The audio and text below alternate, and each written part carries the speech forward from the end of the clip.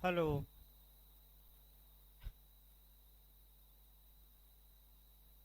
देखिए, आपका जूरिस्प्रूडेंस चल रहा था और जूरिस्प्रूडेंस में अब आज आपका जो लास्ट स्कूल है वह पढ़ाया जाएगा।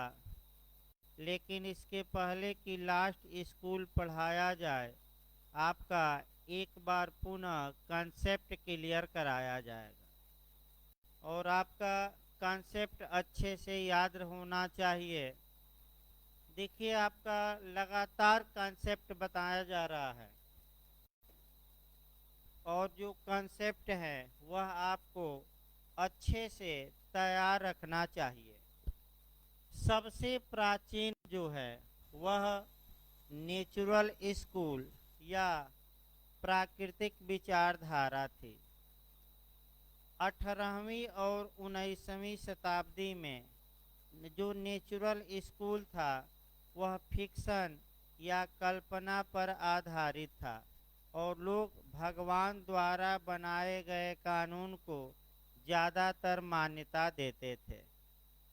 तत्पश्चात आपका इस कल्पना के अगेंस्ट में, इस कल्पना के प्रतिक्रिया स्वरूप विश्व में पैरल दो स्कूल उत्पन्न हुए। एक आपका बताया गया था ऐतिहासिक स्कूल यानी कि हिस्टोरिकल स्कूल, जो जर्मनी में उत्पन्न हुआ, और दूसरा बताया गया था एनालिटिकल स्कूल यानी कि विश्लेषणात्मक। फिर आपका 19वीं शताब्दी के लास्ट में और 20वीं शताब्दी के प्रारंभ में इन दोनों का मॉडिफाई रूप आया, इन दोनों का परिमार्जित रूप आया, मॉडिफाई। और वह परिमार्जित रूप पिछले लेक्चर में बताया गया सोशियलिस्ट थ्योरी यानी कि समाज शास्त्रीय विचारधारा। समाज शास्त्रीय विचारधारा। एक विचारधारा और बची हैं जिसे कि जो से हम कहते हैं रियलिस्ट थ्योरी या यथार्थवादी विचारधारा। तो पहले थीम बना लेना है। कई विद्वान यथार्थवादी विचारधारा या रियलिस्ट थ्योरी को अलग विचारधारा मानने से इनकार करते हैं, ये याद रखिए। लेकिन फिर भी यूपीजे में अब तक जो क्वेश्चन बना है वह केवल एक बार ही इससे बना है और वह आपका क्वेश्चन ये बना है कि कौन सी विचारधारा न्यायाधीशों द्वारा उत्पन्न की गई हैं, जजों द्वारा की गई हैं। तो आपका जवाब रहेगा रियलिस्ट थ्योरी या यथार्थवादी। 4 के बाद हम यथार्थवादी पर कंसेप्ट बनाइए। जो ये सोशियलिस्ट थ्योरी है और जो ये एनालिटिकल थ्योरी है, याद रखिएगा क्वेश्चन यहाँ से बन सकता है। यानी कि समाजशास्त्रीय विचारधारा और विश्लेषणात्मक विचारधारा का मिश्रण ही, मिक्स्ड ही, यानी कि आपका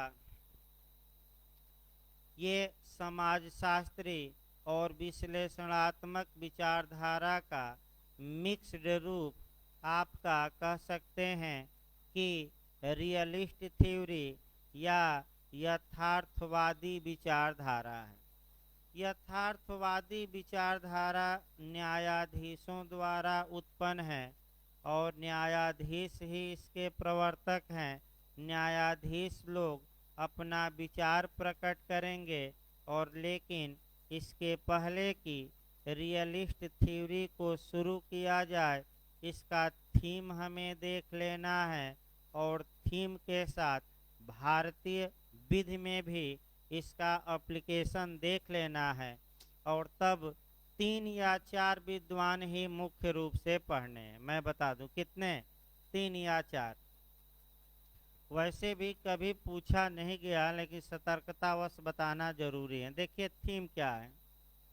यह विचारधारा यानी कि जो रियलिस्ट या यथार्थवादी विचारधारा है, यह विचारधारा ये मानती है कि जब भी न्यायाधीश कोई जजमेंट देता है, निर्णय देता है, तो उसकी जो पर्सनल क्वालिटी है, व्यक्तिगत गुण है, उसका प्रभाव निर्णय पर पड़ता है।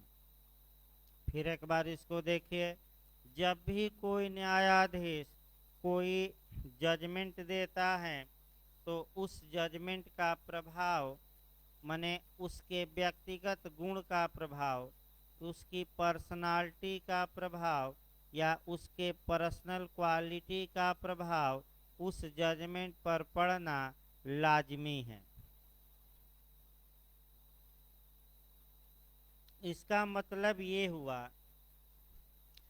कि अगर वह न्यायाधीश, ध्यान समझिएगा, अगर गरीबी से उठा है, सामान्य वे में पला है, या मेहनत करके जज का पद पाया है, तो ज़्यादातर ऐसे लोग माने जाते हैं, उदारवादी होते हैं, और ऐसे लोग लोगों के अधिकारों की रक्षा करते हैं और अच्छे अच्छे क्या देते हैं, फैसले। और जो बाप दादा की कमाई पा लिया, यानी कि बाप जज थे तो बेटवा भी जुगाड़ लगा कर क्या बन गया, जज, और किसकी कृपा से, सरकार के, तो ऐसे लोग सरकार का पक्ष ज़्यादा लोग लेंगे और लोगों के अधिकारों को प्रश्रय कम देंगे। ये आपका कौन सी स्कूल बताता है, रियलिस्ट। भारत में इसको अप्लाई किया जाए, हाँ देखिए, आपका उसकी पढ़ाई लिखाई, विचार, सोच, ये सब हैं, उस पर जरूर जजमेंट पर प्रभाव डालते हैं। भारत में हम देखें, भारत में भी ये 100% नियम लागू होता है लगभग, क्योंकि भारत में आपका इलाहाबाद हाई कोर्ट में ही देख लीजिए, कई वकील कहते हैं कि इस जज के पास हमारा मुकदमा नहीं लड़ेंगे, हम नहीं बहस करेंगे, क्योंकि ये हमारा मुकदमा खारिज कर देगा, सुनेगा नहीं। और कई लोग कहते हैं कि ये जज अच्छा है, इसके यहाँ हम क्या करेंगे, बहस करेंगे। तो जो अच्छा है, यानी कि लिबरल हैं, उदारवादी हैं, लोगों के अधिकारों की क्या करेगा, रक्षा, पक्ष में फैसला देगा और कठोर होगा, तो याचिका और पिटीशन या याचिका क्या कर देगा, खारिज। तमाम ऐसे जज हुए भारत में। दो जजों का नाम मुख्य रूप से लिया जाता है, एक जस्टिस कृष्णा अय्यर और एक पीएन भगवती। दो जज ऐसे थे जो लोगों के दुख दर्द को जाने और लोगों को तमाम राइट प्रदान किए, इसमें कोई शक नहीं है। दूसरा पहलू आइए इस विचारधारा का। इस विचारधारा का जो सेकंड पहलू है, सेकंड वे है, वह ये है कि जब भी न्यायाधीश कोई जजमेंट देता है, फैसला देता है, तो उस फैसले का प्रभाव जब विधायिका या लेजिस्लेचर कानून बनाती है, तो उस कानून पर पड़ता है। यानी कि इसका मतलब ये हुआ कि जब न्यायपालिका कोई फैसला देती है, तो उस फैसले का प्रभाव कानून में दिखाई जरूर देता है। अब दो तीन उदाहरण भारत में देखने हैं, जहां की सुप्रीम कोर्ट ने क्या दिया फैसला, और उस फैसले का क्या प्रभाव देखना है। विधायिका या तो उस जजमेंट को सेट एसाइड या प्रभावहीन या निरस्त करने के लिए कानून बनाती हैं या संशोधन करती हैं, या उस फैसले का सपोर्ट करने के लिए। दो काम हो सकता है, या तो जजों द्वारा दिए गए निर्णय का क्या किया जाए, सपोर्ट कानून बनाकर, या विरोध। अब आइए एक दो विरोध देखा जाए भारत में और एक दो सपोर्ट। मोहनी जैन और यूनी कृष्णन के वाद में उच्चतम न्यायालय ने ये बताया कि राइट टू एजुकेशन, शिक्षा का अधिकार, आर्टिकल 21 में एक फंडामेंटल राइट है। अब जब सुप्रीम कोर्ट ये बता दिया तो ऐसी दशा में राइट टू एजुकेशन के लिए भारत की संसद ने संविधान में एमेंड किया और 86 में यानी कि 86वें संविधान संशोधन अधिनियम द्वारा आर्टिकल 21A जोड़ा और 14 वर्ष से कम के बालकों का शिक्षा का अधिकार मूल अधिकार या फंडामेंटल राइट बनाया गया। तो सुप्रीम कोर्ट ने जजमेंट दिया और उस जजमेंट को प्रवर्तन के लिए अच्छे ढंग से लागू करने के लिए हमारे पार्लियामेंट ने क्या बनाया, कानून। ये सपोर्ट करने के लिए दूसरा देखिए सपोर्टिंग नेचर का, ट्रिपल तलाक या तलाक उल विद्दत कहा जाता है, ट्रिपल तलाक। सुप्रीम कोर्ट ने ट्रिपल तलाक को अनकॉन्स्टिट्यूशनल माना और सरकार को निर्देशित किया कि वह कानून इस पर बनाए। तो सरकार ने ट्रिपल तलाक को बैन करने और देने वाले को दंडित करने के लिए कानून बना दिया। तो ये भी सुप्रीम कोर्ट के निर्णय का क्या किया गया, फॉलो। अब हम थोड़ा विरोध में आते हैं। सुप्रीम कोर्ट के निर्णय का क्या कराइए, विरोध। और विरोध में कम से कम आपका 2 या 3 उदाहरण अच्छे से तैयार रखिएगा। देखिए आपका विरोध करा जाए।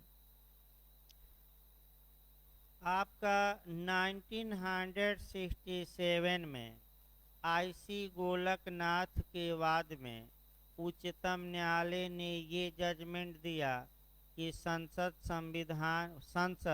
या पार्लियामेंट फंडामेंटल राइट में यानी कि मूल अधिकारों में एमेंड नहीं कर सकती, संशोधन नहीं कर सकती।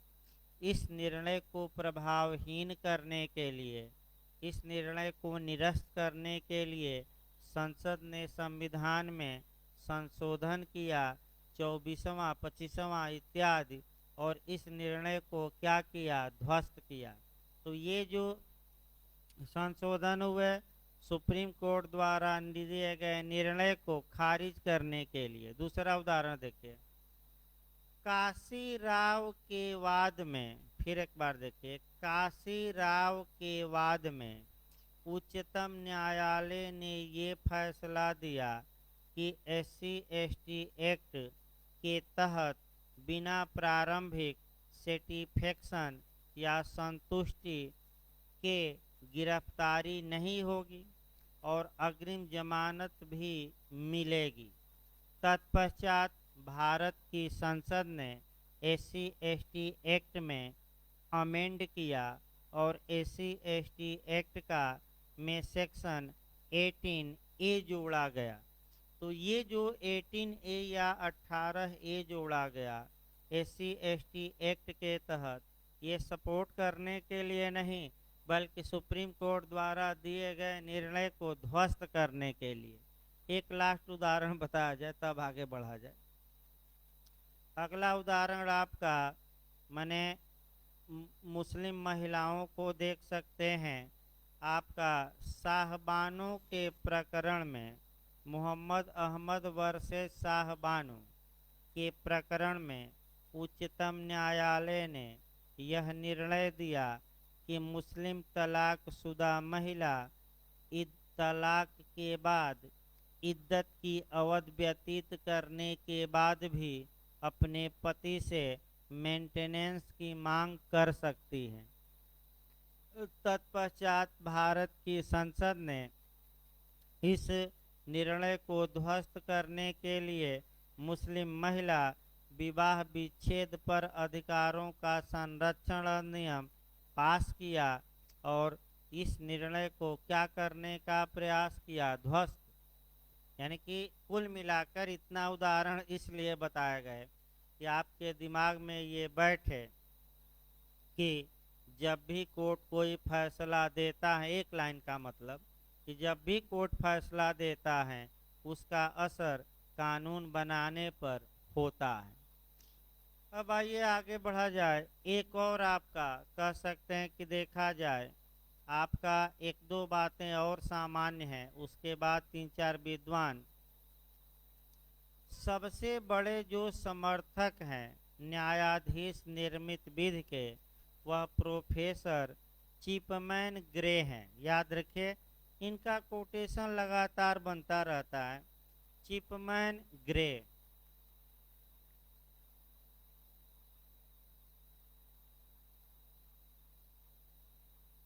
देखिए इनका कोटेशन कैसे बना है।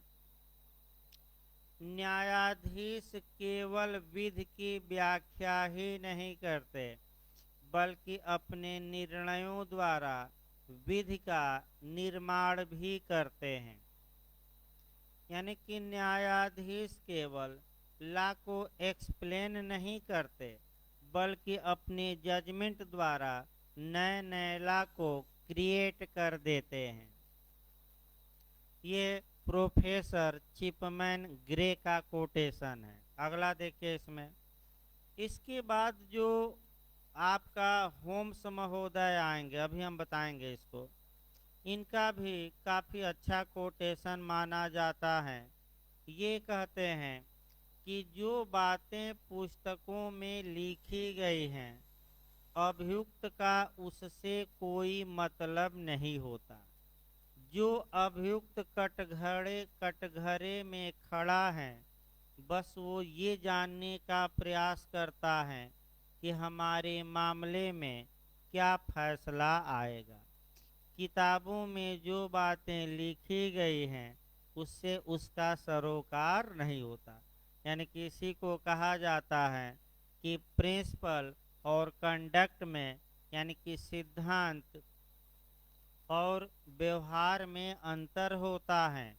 तो कई लोग लॉ वाले कहते हैं कि हमें कॉन्स्टिट्यूशन पढ़ना है, जीएस वाले कभी कॉन्स्टिट्यूशन नहीं कहते, ये कहते हैं कि हमें तो पॉलिटी पढ़ना है, राज्य व्यवस्था। इसमें अंतर जानिए। कॉन्स्टिट्यूशन का मतलब प्रिंसिपल है और पॉलिटी का मतलब कंडक्ट है। कंडक्ट मतलब व्यवहार। एक उदाहरण हम देखते हैं इस पर।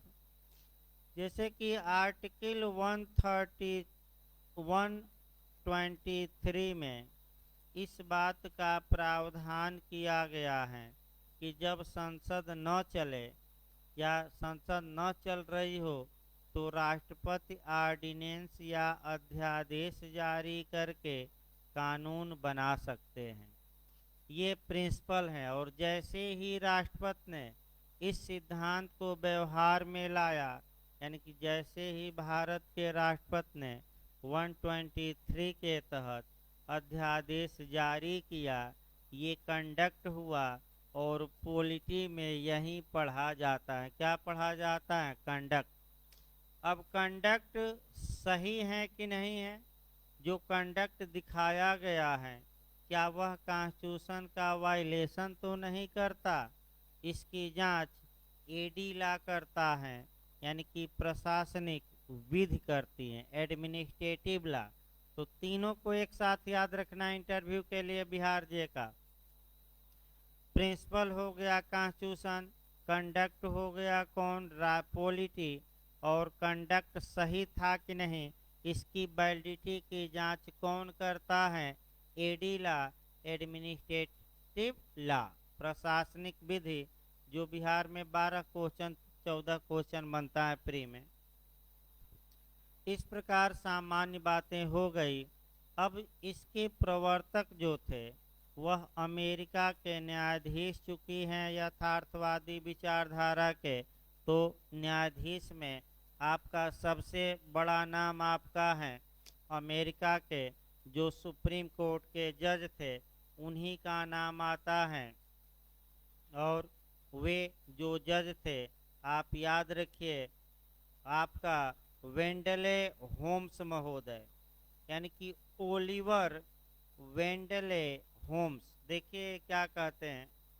अमेरिका में रियलिस्ट थ्योरी के प्रणेता थे। होम्स आता है शॉर्टकट में, होम्स महोदय।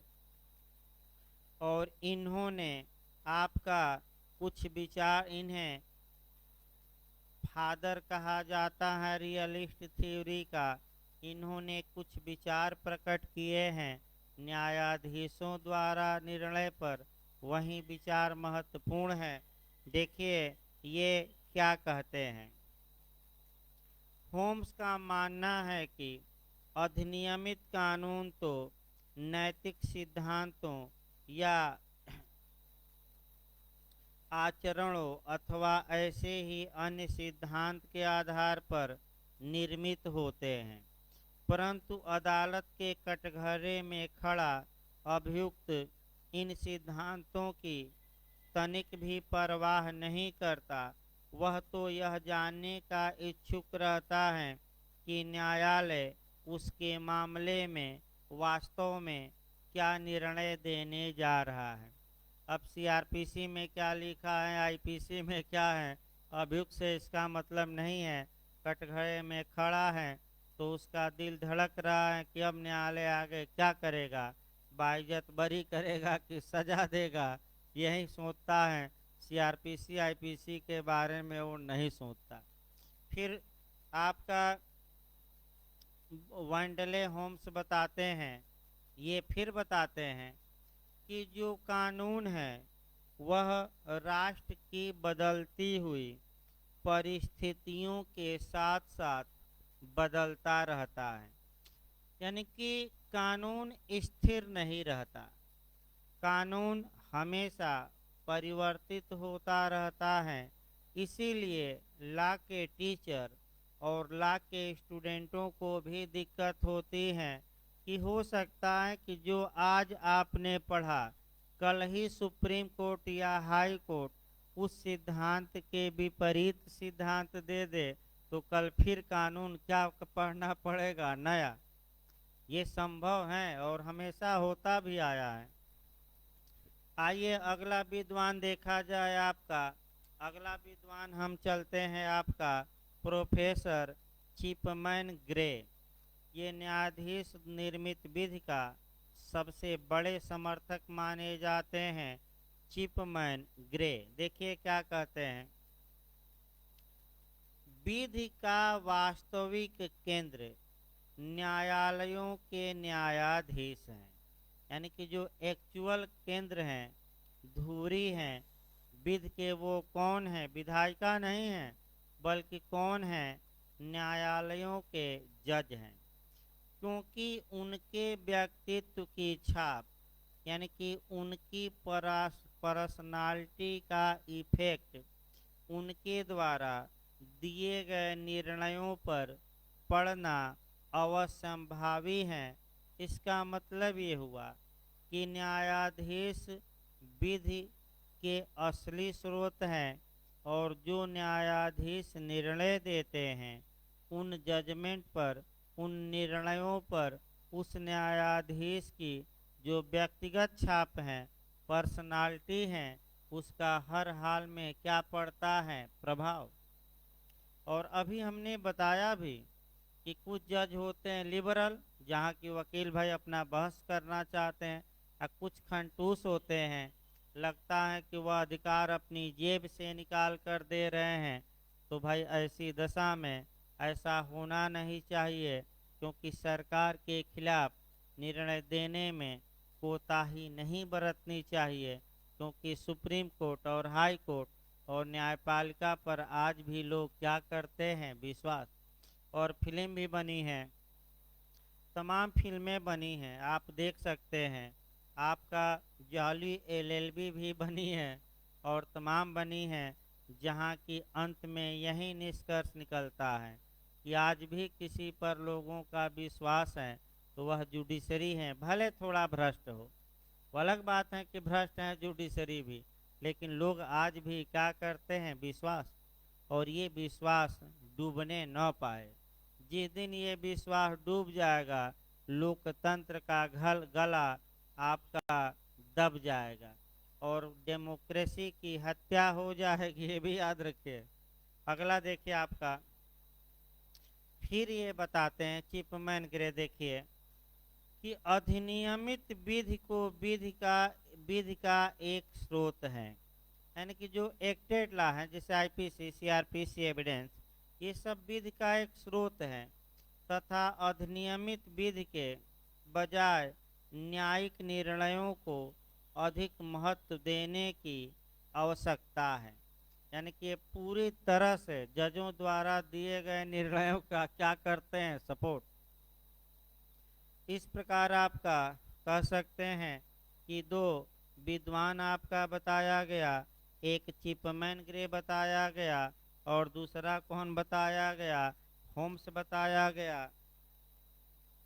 फिर आपका कार्ल लेवलिन का देखिए, कार्ल लेवलिन क्या कहते हैं, यथार्थवादी विधि का ध्येय या उद्देश्य यह है कि विधि संबंधी विचारों और कार्यों में गति उत्पन्न की जाए।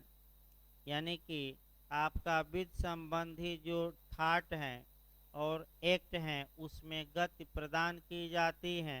ये किसका थीम है, किसका कथन है, कार्ल लेवलिन का। इसके बाद आपका जस्टिस कार्डोजो आते हैं, यानी कि जस्टिस कार्डोजो का भी आपको देखना है, लास्ट है ये जस्टिस कार्डोजो। जस्टिस कार्डोजो कहते हैं कि कानून वह नहीं है जो न्यायाधीश बनाते हैं, बल्कि वह है जिसे न्यायाधीश बनाएगा। बनाएगा का मतलब क्या हुआ, भविष्य में क्या देगा, जिस विषय पर निर्णय बनाएगा। इन्होंने विधि को सामाजिक कल्याण का साधन माना। इनका मानना है कि विधि आपका स्वरूप, विधि का जो रूप होना चाहिए, स्वरूप होना चाहिए, वह वेलफेयर होना चाहिए, कल्याणकारी होना चाहिए, ताकि सामाजिक अनुरूपता के उसे अनुकूल बनाया जा सके। इस प्रकार जो रियलिस्ट थ्योरी के 3 या 4 विद्वान थे, इनको बताया गया और ये रियलिस्ट थ्योरी भी क्या हो गई, समाप्त।